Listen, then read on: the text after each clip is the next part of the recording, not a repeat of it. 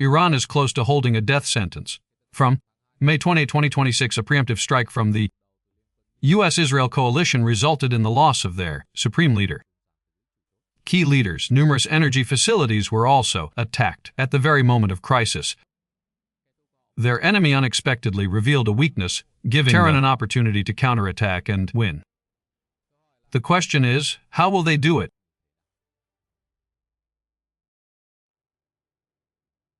From Tehran, Iranian armed forces are attempting to resist while simultaneously seeking effective counterattacks. They found that both the U.S. and Israel relied primarily on airstrike missions using aircraft and cruise missiles. The targets are often officials in Iran energy facilities and military concentrations located in the western part of the country near the borders. The United States deployed large-scale bombing raids using a combination of cruise missiles, multi-role fighters, and B-2 Spirit strategic bombers launched from Allied territories. Compared to Israel, American attacks are often large-scale but involve excessive force. South Korea targeted Iranian missile-launched infrastructure and the Iranian Navy.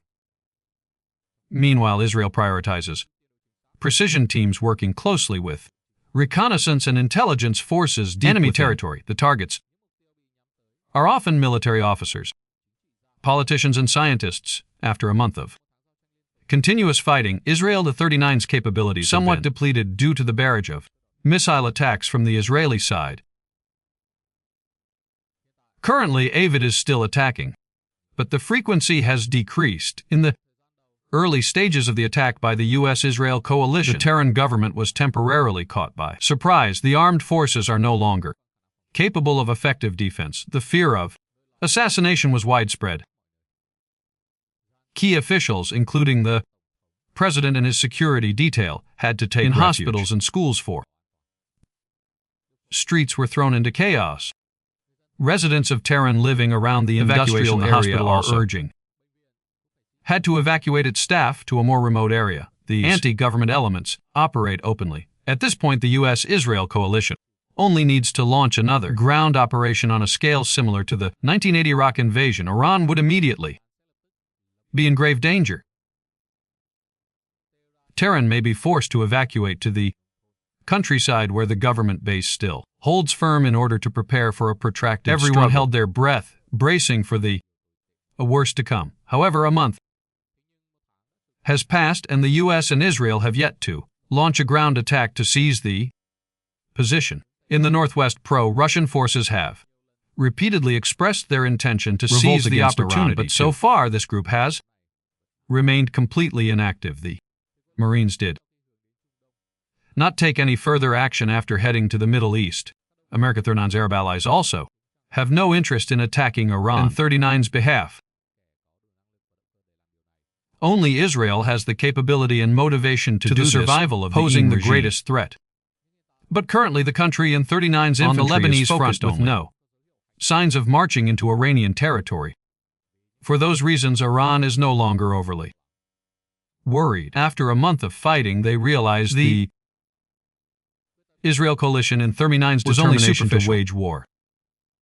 Inside, however, is an army of wealthy, weak-willed individuals who are unwilling to take big risks. Although a dual-force land attack is the most divisive solution, it carries a very high risk of causing massive casualties. So the coalition usually avoids it to compensate for their disadvantages.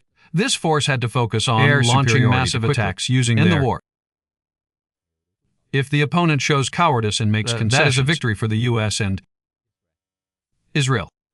But if they encounter someone who can adapt to the pace of war, their troops will fall apart. For the U.S., even if Iran is weakened, it would still be difficult for them to launch a 7 years after the Second World War, the U.S. Army had never defeated a middle-sized power. This force only fights when its armed strength is dozens of times greater than that of the enemy. Even with overwhelming military superiority, in the Vietnam and Afghanistan wars, the U.S. military still suffered inexplicable defeats. Despite being touted as the world in 39's most experienced and well-trained, their accomplishments are limited to aerial bombing and the suppression of militant groups. Americans are fed up with the military in 39's costly, ineffective, and inhumane style of warfare. Currently, if President Donald Trump orders an attack to seize Iranian territory, protests demanding an end to war will erupt right in the Washington, D.C. A host of political rivals will seize the opportunity to cause trouble and flaunt power. Their ruling party will become confused and begin making wrong decisions. That was also when Owen and Faye 39's arose. The most important thing is to establish a strategy and choose the right time. From the perspective of the Islamic Republic of Iran, this regime was formed from a 1979 revolution carried out by the country in 39's intellectuals, clergy, merchants, and poor. For nearly half a century, the state has forged an alliance of interests centered around a paramilitary force of revolutionary pacifists and the clergy of the Catholic Church. They possess not only the military but also economic organizations operating in key sectors, such as oil and gas and construction. Millions of privileged individuals tied to that system will continue to side with the state. Even if the central government is overthrown, the remaining elements may continue to fight, defending the regime and thus protecting their own interests. In addition, Iran possesses an advanced defense industry far exceeding the world average. They are capable of independently producing sophisticated weapons such as hypersonic cruise missiles, extending their reach to Europe and the Fasta-1 and Fasta-2.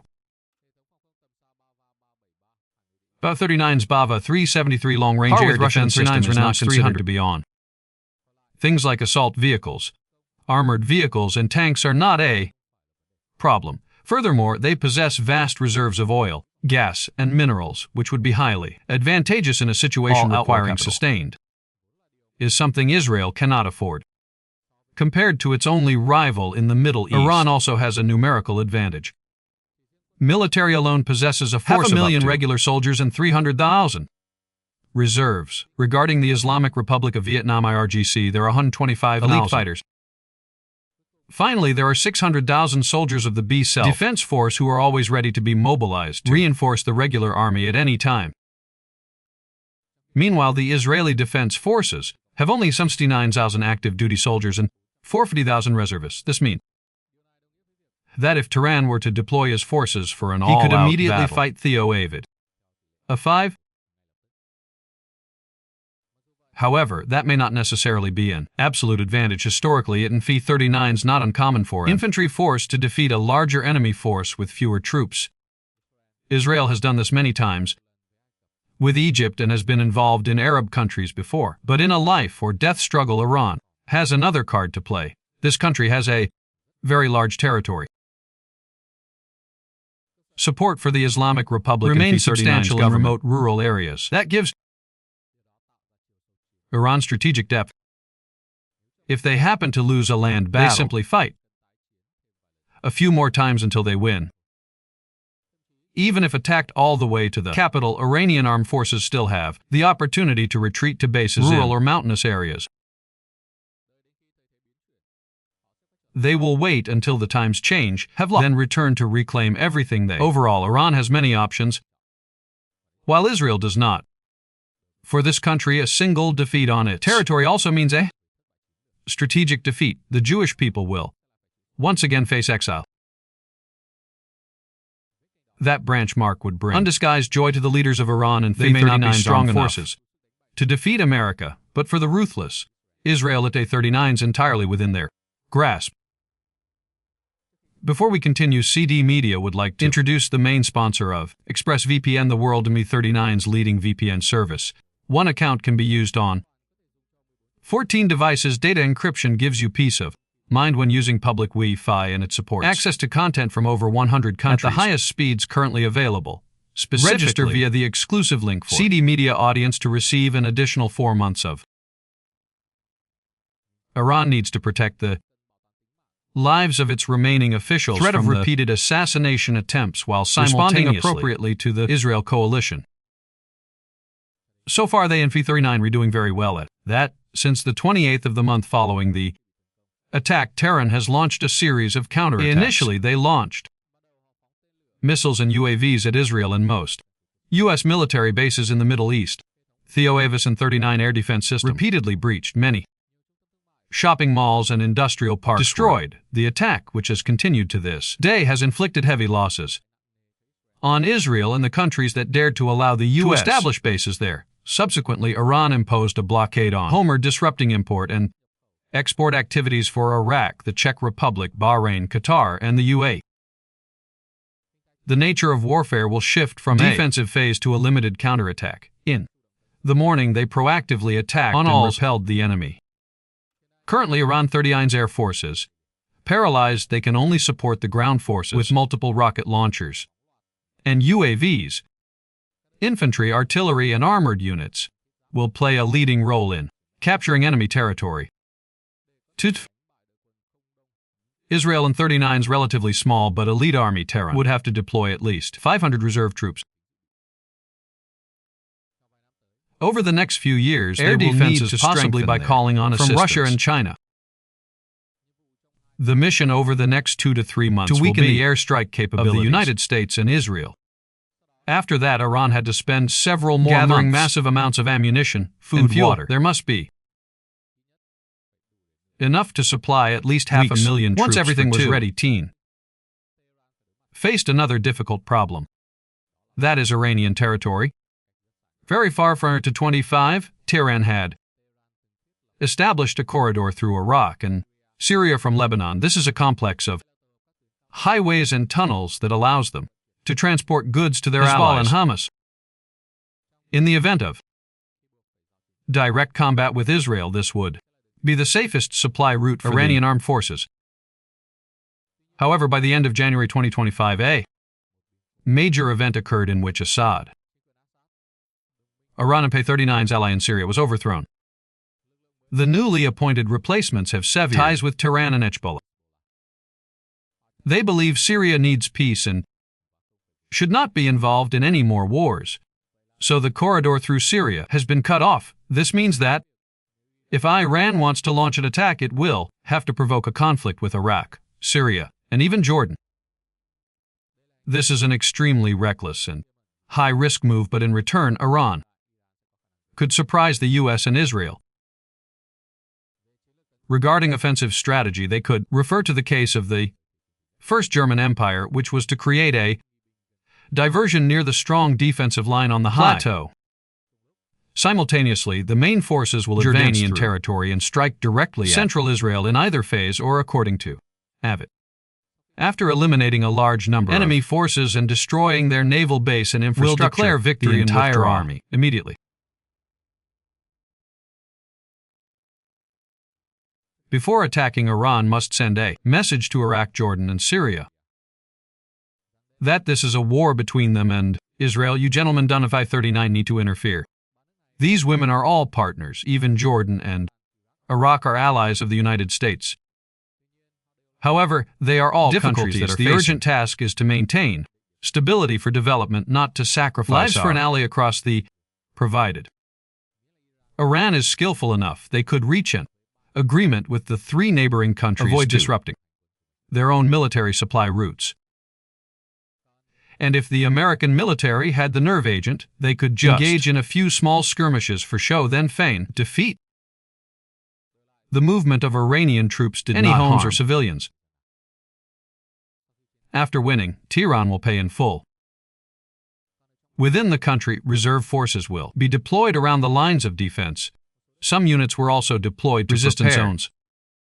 If the expedition fails, this will be the last hope for restoring strength to the Iranian armed forces.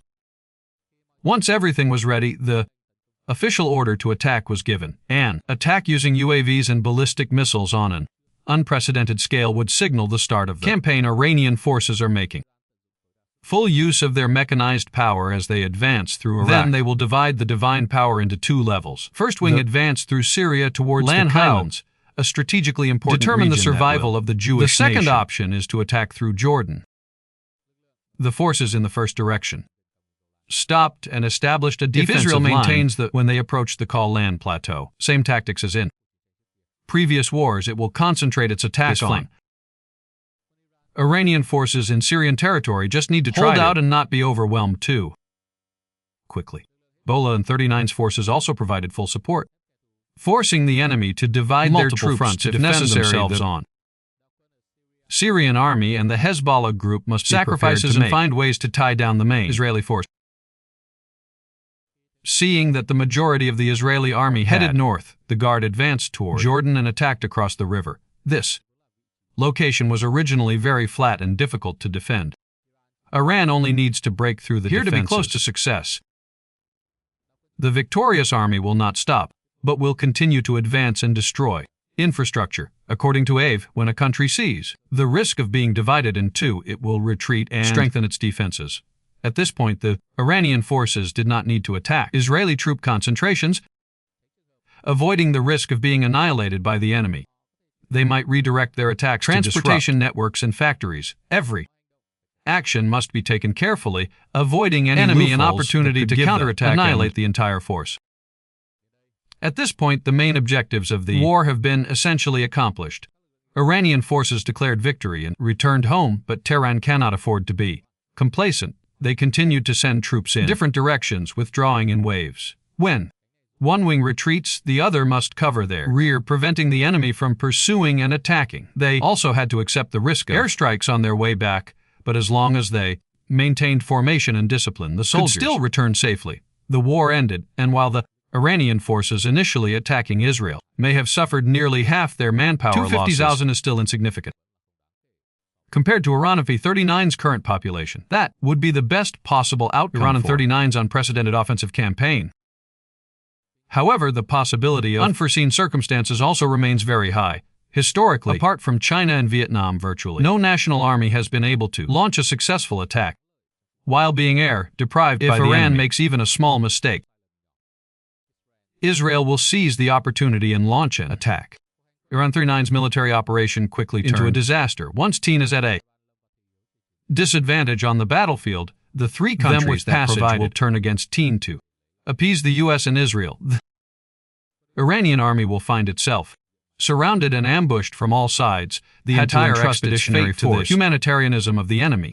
After depleting the Iranian forces, U.S. allies could then launch an attack on Iranian territory. The order to resist will be activated until then. Even if the Islamic Republic of Iran manages to push the enemy out of its territory, its power will still be diminished.